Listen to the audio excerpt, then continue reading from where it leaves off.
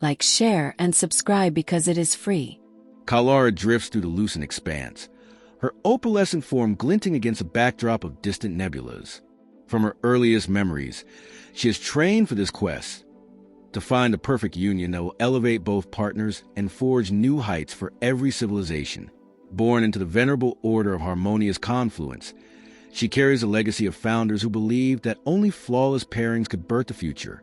Every lesson under Master Evangeline engraved in her mind. Perfection is not merely absence of flaw, but a symphony of unwavering harmony. Guided by these teachings, she rejects any union that falls short of this exacting standard. Her attendant, the compact Scout Mrock, hovers nearby, data slate flickering with each planetary scan. Their first destination is the Thuvian Cradle, a world where crystalline intellect reigns. Kalara enters the Grand Hall of Eldrin, the Thuvian mathematician. His eyes reflect refracted light as he demonstrates complex theorems with crystalline arrays. Every formula he conjures resonates with elegant symmetry, but his voice lacks warmth. When he attempts to share his calculations as art, Kalara perceives only cold logic masked as emotion. She understands that a bond with Eldrin would be an endless lecture, devoid of empathy. She withdraws with polite deference, mindful that her decision must be impervious to sentiment. Next, Mrock charts a course to the Vienril Collective, a species whose shared consciousness binds hundreds into a single empathic tapestry. In the dream-flooded chambers of their crystalline spires, Kalara allows her mind to merge briefly with their collective vision. Waves of emotion surge through her. Joy, sorrow, curiosity, and dread interlace with every individual's memory. But she recoils at the thought of surrendering her identity. Autonomy means more than isolation. It means the right to feel and grow individually. As the collective's gentle voices press her to join, she steadies her resolve. She bows in gratitude and exits, convinced that unity without self-erasure cannot fulfill her order's mandate. Her pilgrimage continues to the desolate Diraxi ruins, where the warrior sages once forged empires. Shrael, their last champion, emerges from the shadows, muscles rippling as he invites her into the gauntlet of resolve. Kalara moves through illusions that test mind, body, and spirit, arrows that appear as radiant glyphs, phantom foes whose voices whisper doubts into her core. She counters each challenge with crystalline focus, emerging triumphant without a scratch. Shrael applauds her proficiency, but his culture is steeped in perpetual conflict. He thrives on conquest, seeing harmony as a fleeting asset until victory claims the day. Kalara recognizes that a union with him would tether her to endless battle. She curtly declines, acknowledging his prowess but rejecting a lifetime shackled to violence. Across these encounters, Mrock records the patterns in her rejections. Kalara's catalog grows. Intellect void of compassion, empathy devoid of individual identity, honor paired with devotion to conflict. Every no refines her definition of the ideal partner. Yet in solitary moments, as hyperspace corridors stretch before her vessel, a whisper of doubt creeps in. By pursuing perfection so relentlessly, is she missing something ingrained in growth itself? She stares into the blackness and recalls Evangeline's final lesson. Perfection thrives in harmony, not in a facade of flawlessness. Still, her purpose remains clear. Months pass, stars blink into memory, and Kalara's pilgrimage arrives, the outer Aurora Corridor. Legends speak of a species, humans, neither endowed with crystalline intellect nor fused in collective dreams, nor forged through endless war. They are described as average, adaptable, resilient, creative in their chaos. Rumors call them survivors of catastrophes, their indomitable spirit whispered across forgotten starways. Curiosity awakens in Kalara's core. She orders Mrock to chart a course for Vega Prime Gateway, a decaying station on the edge of settled space. When they dock, the station's corridors exude neglect. Flickering lights, cracked panels, and distant echoes of machinery struggling to stay alive. In the concourse, Kalara sees Thuvian scholars arguing over logic matrices, Vienril emissaries projecting empathy fields, and warriors from distant worlds trading war stories. Amid these, humans stand out, unremarkable in appearance but resonating with an energy Kalara has never witnessed. She scans the crowd and spots Jacob Anders. Mid-height, brown hair cut practical, and eyes that glitter with intelligence and warmth. He is a scientist surveying exotic minerals, but his presence suggests something deeper, an open curiosity. Kalara approaches, voice modulator calibrated to a gentle lilt. I am Kalara of the Harmonious Confluence. I seek to understand human resilience. Jacob offers a candid smile, extending a hand. I'm Jacob Anders. Human, I don't claim perfection, but I can tell you what it took for us to survive. He leads her to an observation deck overlooking the dying gas giant. Storms of violet and gold churn below, reflecting in Kalara's faceted exoshell. Jacob speaks of Earth's collapse, ecological disaster brought on by greed and neglect. He narrates humanity's great restoration, grassroots activists, scientists, and ordinary citizens rallying to convert energy grids to renewables, reforest wastelands, and purify poisoned rivers. He speaks with conviction, describing how shattered communities found strength by rebuilding together. Kalara watches his expressions, flickers of pain when he mentions lives lost, pride when he speaks of breakthroughs, and hope when he recalls children planting trees. Other station denizens drift close, drawn by his narrative. A Thuvian pauses his calculations, fascinated by the chaotic leaps in human progress. A VN Real Weaver extends a filigree of empathy, curious to feel the remnants of human sorrow and triumph. When Jacob finishes, Kalara realizes his strength lies not in flawless intellect or collective consciousness, but in vulnerability and determination. Later, Jacob invites her to the station's communal kitchen. They share a meal of rehydrated protein cubes spiced with herbs from orbital gardens. He recounts his first encounters with alien species, when crystalline Thuvians dismiss tapestries of human art as meaningless noise, when Thraxi dismiss their pacifism as weakness. Yet Jacob never harbored resentment. Instead, he treated each encounter as an opportunity to learn, adapt, and bridge divides. A flaw is just a challenge to overcome, he says, voice measured. We don't chase perfection, we chase possibility. Kalara considers this, tasting tang of spice warming her senses unlike any emotion she previously encountered. Over the next cycles, Jacob escorts her to a research outpost on a barren moon. The landscape is stark. Domed habitats linked by pressurized tunnels, laboratories humming with activity. Kalara observes humans configuring biodomes to cultivate hybrid plants. Earth flora merge with alien genetics to thrive in low light and extreme cold. Scientists hustle between consoles, using discarded wreckage to fashion new instruments. Kalara poses detailed questions about cellular symbiosis. Lead researcher Dr. Mari explains how they integrate terrestrial and extraterrestrial DNA to produce oxygen and nutrition in hostile environments. Kalara's analytical mind records each detail. Here, human imperfection is material for innovation. One day, in a communal workshop, humans, Thuvians, and others collaborate. Kalara suggests a modification to a filtration device, using crystalline lattice geometry to strengthen the structure. A human engineer named Soren grins, integrating her idea on the spot. As they work, Kalara senses genuine appreciation. Humans speak in colloquial terms, laugh at failed prototypes, and push onward. When an experiment spills acid, they don't lament the error. They analyze the cause, tweak formulas, and try again. With every misstep, they forge progress. Between sessions, Kalara observes small human rituals.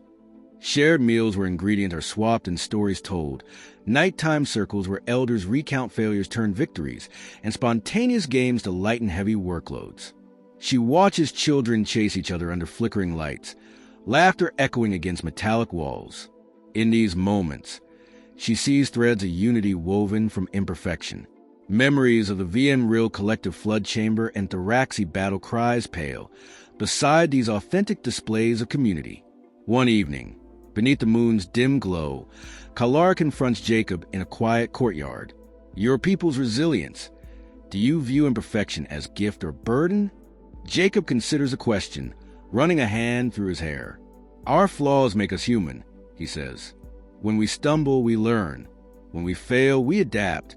In that space between failure and success, we find creativity. Perfect beings never wonder how to improve. They simply exist. Kalara's bioluminescence pulses as she processes this. Her pilgrimage is centered on avoiding every deficit. Now she grapples with the notion that deficits fuel growth. On her final day at the outpost, Kalara attends a human theatrical performance in a domed amphitheater. Actors deliver lines with stumbles and improvised gestures.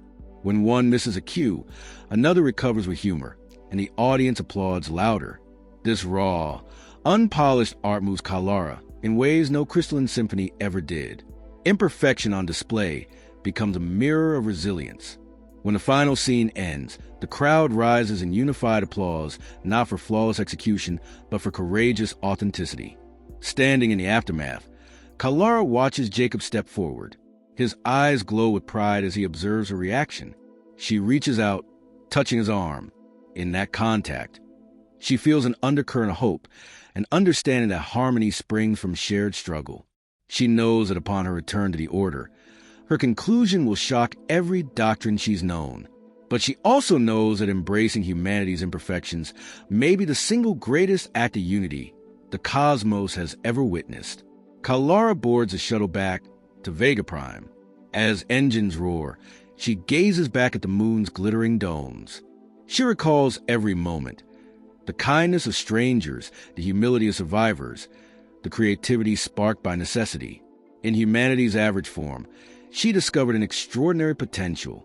Imperfection, she realizes, is not a deficit to eliminate, but the very crucible in which harmony is forged. As the shuttle leaps into hyperspace, Kalara's resolve solidifies. Her purpose stretches beyond seeking perfection. It now strives to redefine it. In the chamber of her heart, a new conviction burns. Humanity's flawed brilliance may be the cornerstone of cosmic harmony. Jacob leads Kalara through the labyrinthine concourse of Vega Prime Gateway. Between flickering hollow ads and dim lights, humans mingle with visitors from countless star systems. Merchants hawk wares with hearty calls, hands stained by exotic spices. Kalara observes a human trader, Marcus, who laughs as he negotiates over a crate of luminescent fungi. Though the fungi glow unpredictably, Marcus offers a discount when a child spills orange spores on his sleeve. He smiles and pats the child's head, shrugging off inconvenience. In that moment, Kalara notes that humans treat mishaps as threads in a larger tapestry, not as flaws to eliminate. They pause at a stall where a human artisan, Delilah, sells handcrafted ceramics fused with meteorite shards. Her hands are calloused, each scar a testament to countless failures in the kiln.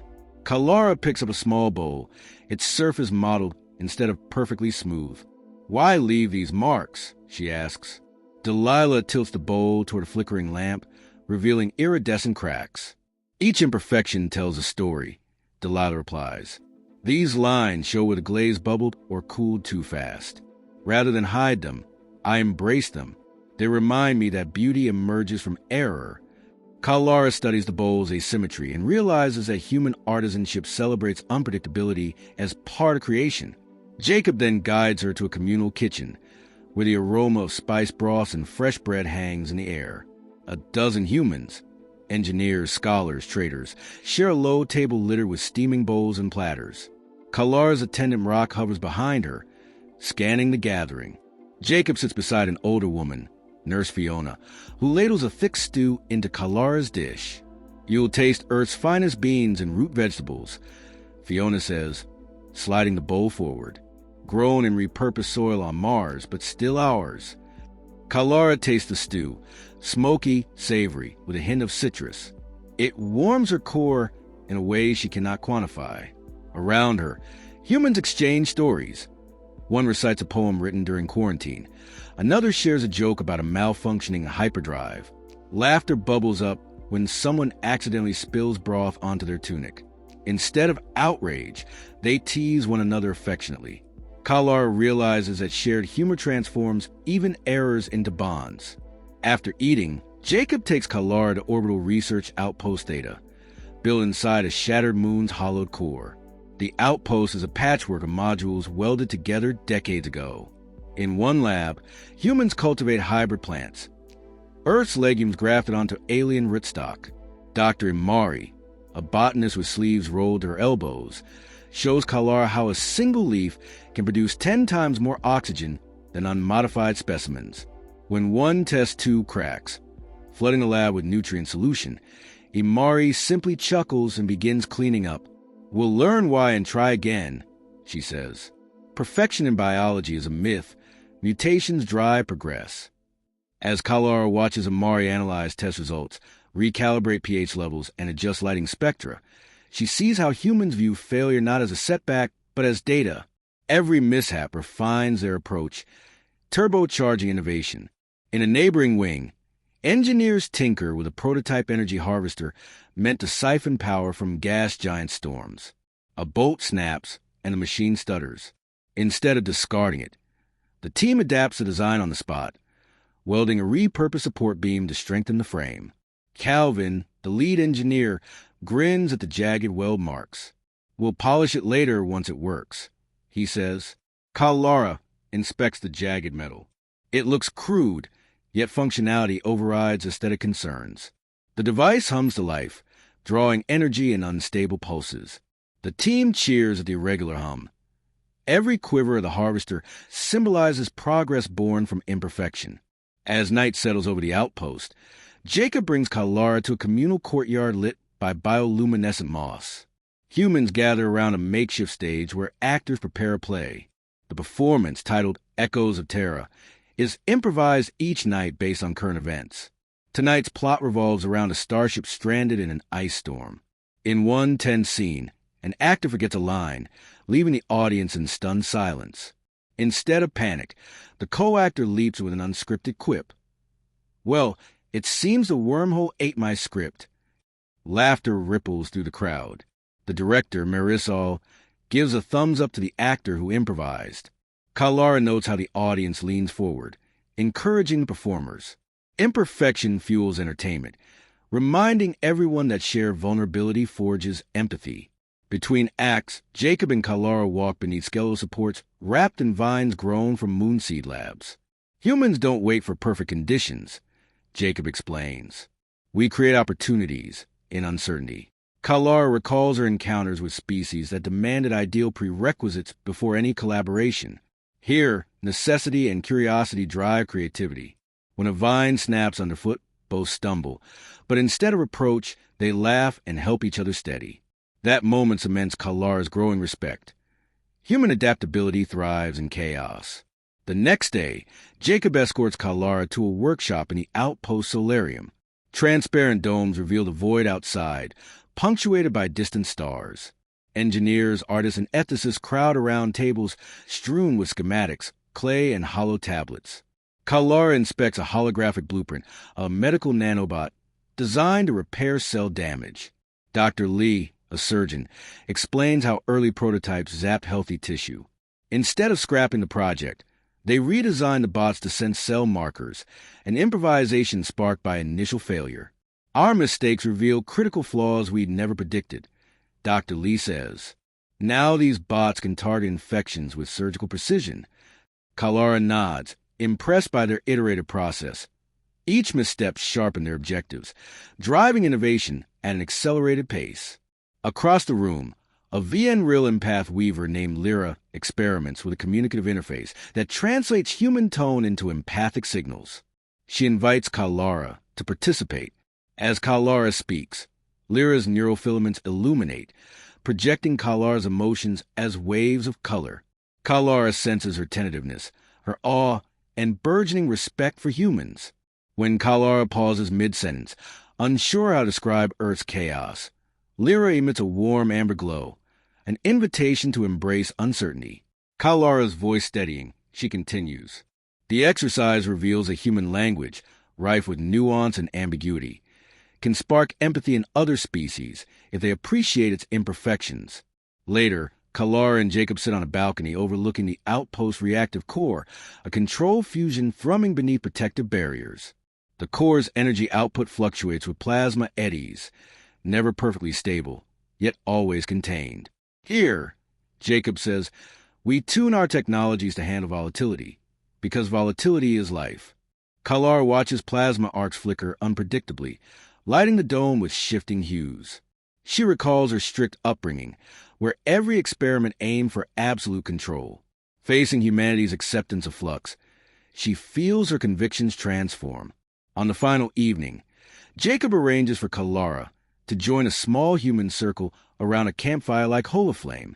They sit on cushioned crates. Flickers of simulated embers cast dancing shadows. A storyteller named Rhea recounts an ancestral myth, how early humans braved a supernova shockwave and rebuilt civilization from ashes.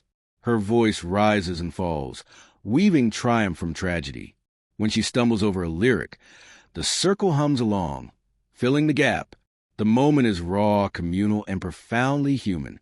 Kalara realizes that the song's imperfections bind the listeners. They participate, not just observe. As embers dim, Jacob turns to Kalara. "You've seen how we celebrate failure," he says. "In our stories, flaws are heroes, mistakes are teachers." Kalara's bioluminescence pulses gently as she breathes these words in. Her journey began hunting perfection, but here she stands amid humans who craft harmony from chaos. She recalls Thilvian logic that values certainty above all, Vian real unity that subsumes selfhood into shared dreams, the Raxi valor that glorifies conflict. In contrast, humans stand unarmed against adversity, armed only with hope and ingenuity. In their ordinary moment, she witnesses extraordinary grace. That night, Kalara retreats to her quarters, pondering the datum Rock collected. Each statistic, each observation, points to one truth: human imperfection amplifies potential. The next morning, Kalara stands before Jacob in the shuttle bay. Her expression is resolved. "I will return to my order," she says, and reveal that harmony lies not in immaculate design, but in resilience born of flaw. Jacob reaches for her hand, his warmth grounding her. As engines ignite and the shuttle lifts off, Kalara watches the outpost shrink against the cosmos. In her chest, a new conviction burns brighter than any directive from the order. She will champion humanity's average brilliance as a template for a cosmic harmony. Kalara and Jacob boarded the shuttle bound for Vega Prime Gateway, eager to return after their discoveries on the moon. Sensors hummed softly as the vessel slipped into hyperspace, stars stretching into brilliant lines beyond her viewport. Kalara's thoughts drifted back to the amphitheater performance, where human actors had stumbled through lines and generated laughter rather than scorn. In those moments, she had glimpsed a new dimension of harmony, one that thrived on vulnerability. Jacob sat beside her, polishing the crystalline shard given by Niara, a keepsake from the outpost survivors. Each facet reflected cosmic light, reminding Kalara of how fragility and strength could coexist. Their journey should have been quiet, but mid-transit, blaring alarms shattered the shuttle's calm. A distress beacon flared on their console. A nearby research station had suffered a catastrophic reactor breach. Radiation spikes threatened to vaporize the entire structure within cycles. Jacob's eyes narrowed. Without hesitation, he entered coordinates to override their trajectory. Kalara's heart pulsed with tension as the shuttle angled toward the station's coordinates. The vessel lurched as they dropped out of hyperspace into a cloud of ionized particles. As they approached, Kalara saw the station's hull battered and fragmented, hull plating scorched by errant plasma. Docking clamps released from the shuttle, securing them to a trembling platform. Red lights flickered along corridor walls, warning of imminent collapse. Jacob activated external scanners. Readings indicated multiple life signs trapped in the core and medical bays. Kalara's bioluminescence flared momentarily, matching her determination. They exited the shuttle, stepping onto a deck warped by heat. Human medics in scorched uniforms sprinted by, dragging unconscious colleagues to emergency pods. Crushed carts with grav-sling stretchers beeped as they transported injured passengers toward evacuation shuttles. Jacob grabbed Kalara's arm. "Follow me. They need every hand we can give." She inclined her head and advanced, Rock hovering behind, providing real-time structural data. In the twisting corridors, Kalara saw raw human courage. An engineer pushing a collapsed door side, ignoring searing heat. A nurse cradling a bleeding teenager, soothing her panic with gentle words. Kalara felt her crystalline heart swell. Humans did not cower in the face of annihilation. They met it head-on, willing to sacrifice comfort for one another's survival.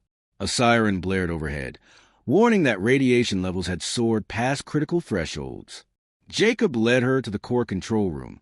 The entrance hatch was scorched, tube conduits sparking with static electricity.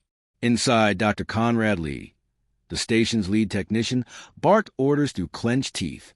Panels flickered, showing cascading failures in coolant systems. Kalara watched monitors displaying rising thermal readings, each digit a ticking time bomb. Lee's visor reflected desperation. "We need to jettison the coolant modules manually," he shouted over the alarms. Remote overrides failed. "If we don't stabilize the core now, the station will collapse." Jacob turned to Kalara. "Your physiology can withstand radiation better than ours. We need you to place the modules and reroute the power conduits." Kalara's jaw tightened. Her entire training had prioritized avoidance of physical danger, systematic research over heroics. Yet as she gazed at the panicked faces of humans around her, fear gave way to resolve. She nodded and stepped forward, clutching a coolant canister. Jacob and Lee attached a portable scanner to her exoshell, mapping a path through the radiation field. Kalara's form glowed softly, the crystalline structure in her veins filtering ambient particles. She stepped into the conduit tunnel leading to the core, radiating in waves. The corridor's plating was pockmarked from recent micro-explosions. Sparks showered around her as she advanced. Radiation sensors on her suit clicked ominously. She moved swiftly, guided by Lee's voice over comm, 20 meters to the first module point. Shield breach ahead. Kalara pressed onward, her bioluminescent glow blurring against the red alarms. She reached the first receptacle, slotting the coolant module into place.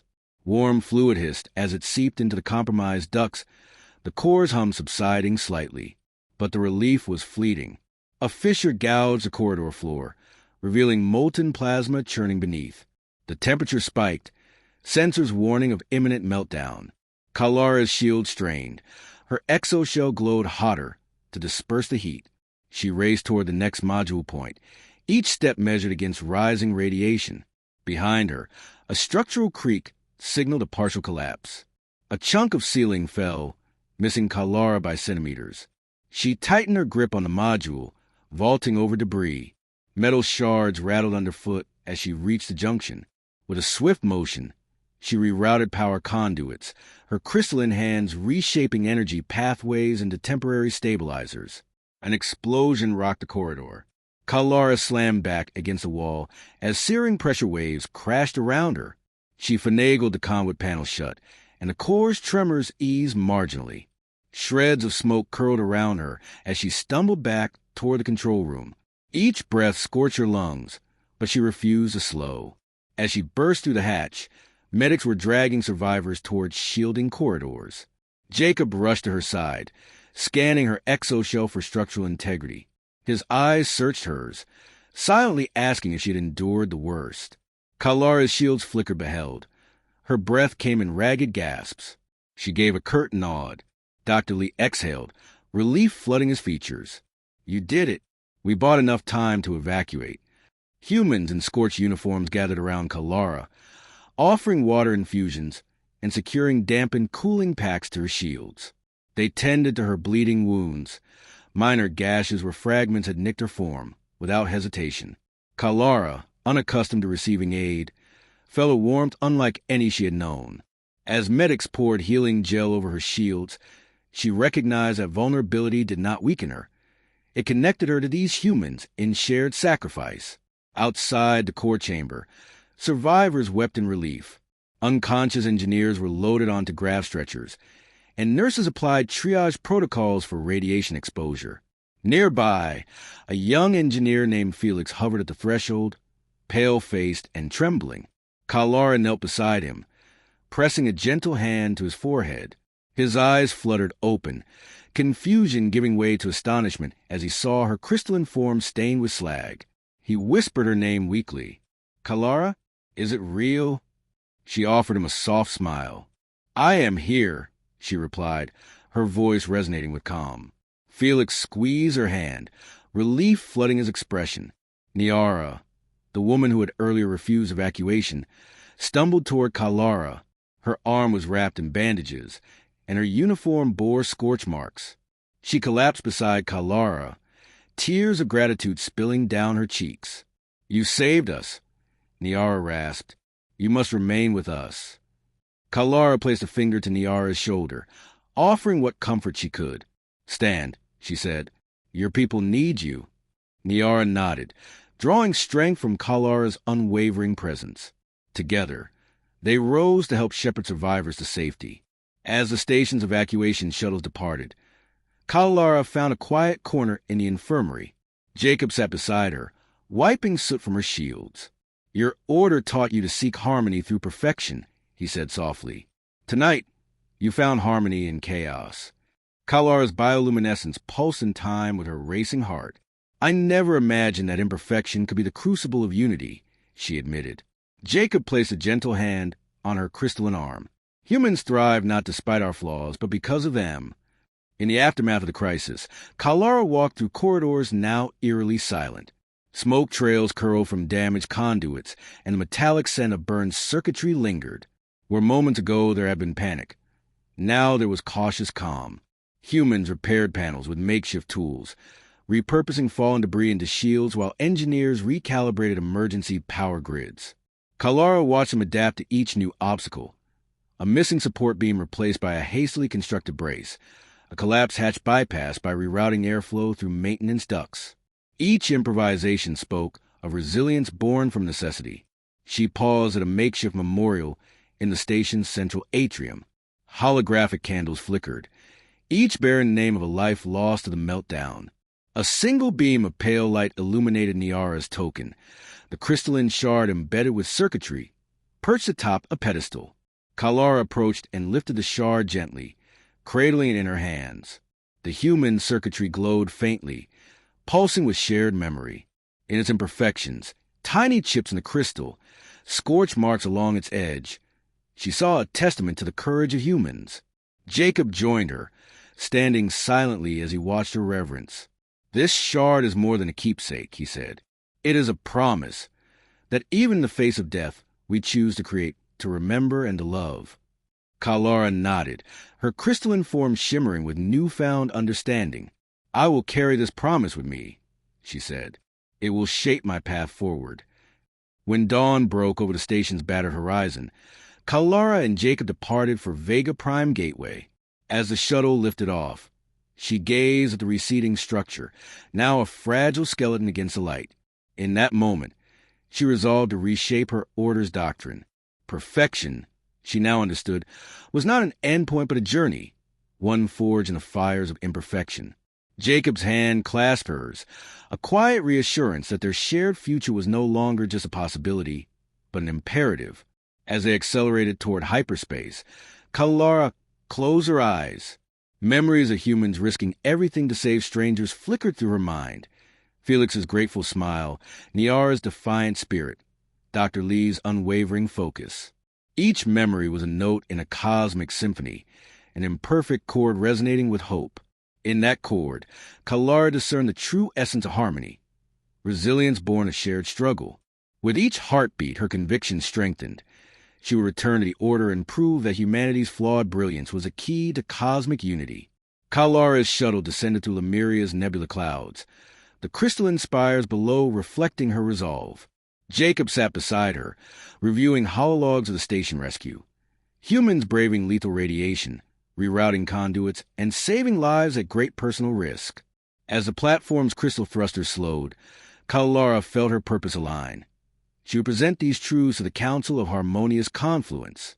They entered the council hall, an expanse of mirrored prism columns, suspended above a reflective lake. Delegates of myriad species watched as Kalara ascended to the dais without ceremony. "I witness humans in crisis," she began, projecting holograms of the reactor breach. Corridors awash in red alarms, steam, and radiation warnings. She narrated her descent into the conduit tunnels, how her bioluminescence cut through smoke and heat, guiding survivors to safety. Each word resonated. Humans sacrificed everything to protect strangers, improvising solutions in moments where perfection meant nothing and survival meant everything. Murmurs rippled as Kalara explained that humans lacked engineered perfection. Instead, they harnessed failure as data. She recounted how flawed prototypes led to breakthroughs. Dr. Mari's shattered test tube spurred advances in hybrid botany, and Soren's jagged weld marks became the basis for a storm harvester.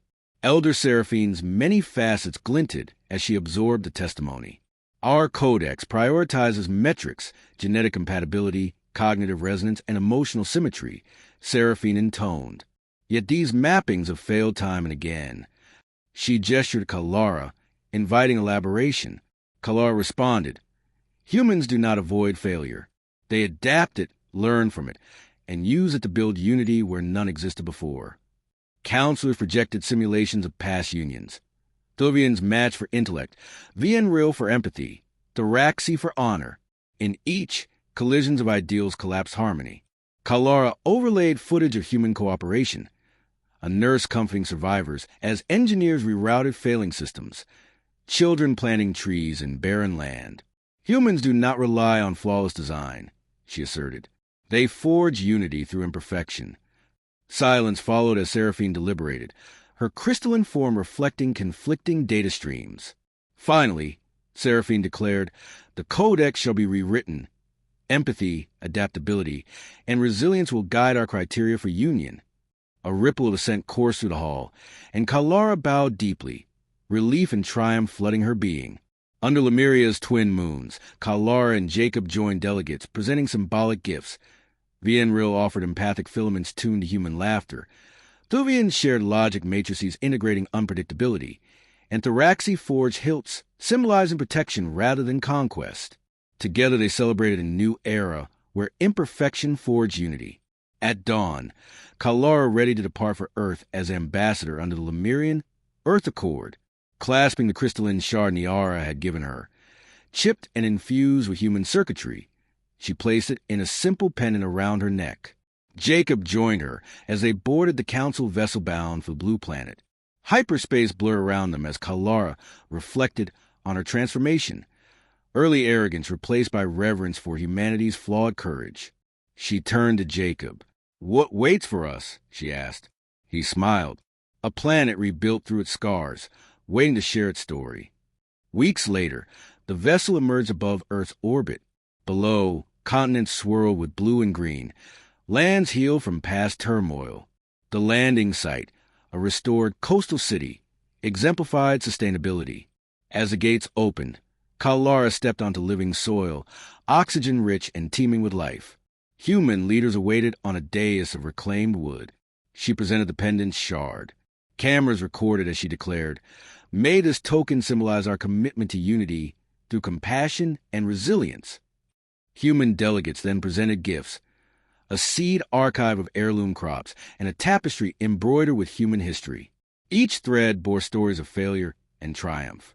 Kalara received these offerings with solemn gratitude, marveling at how every flaw in the needlework spoke of perseverance rather than weakness. In the days that followed, Kalara toured landmarks of renewal. She walked through forests engineered to cleanse the air, where roots wove into sculptures of living art. She visited solar arrays shaped like petals that tracked the sun's path. In a coastal village, she joined farmers planting mangroves and reclaimed beds, feeling mud cling to her fingers as locals spoke of repeated attempts before success. In desert settlements, she observed villagers harvesting water from recycled metals, each setback having spawned new designs that now enable flourishing. Kalara recorded every anecdote, each tale another proof that imperfect effort spurred meaningful change. In an urban district powered by fusion and wind, Kalara joined Lemurians and humans in a workshop to create an art installation. She held a prism of earth glass, bending sunlight onto kinetic sculptures crafted from recycled alloys. The resulting kaleidoscope symbolized unity, fractured light interweaving into vibrant patterns. Jacob watched her smile, knowing she found kinship in shared creativity. As evening approached, Kalara attended a festival of renewal in a city park. Holographic flame trees lined paths, while humans and alien visitors mingled. A dance troupe performed to a fusion of human drums and Lemurian chimes. When an actor stumbled, the crowd cheered louder, celebrating resilience over perfection. Kalara felt tears prick her crystalline form. Flawed steps had become communal triumph. After the festival, Kalara and Jacob walked beneath holographic stars. "I once sought flawless harmony," she said quietly. "Now I treasure imperfection." Jacob squeezed her hand.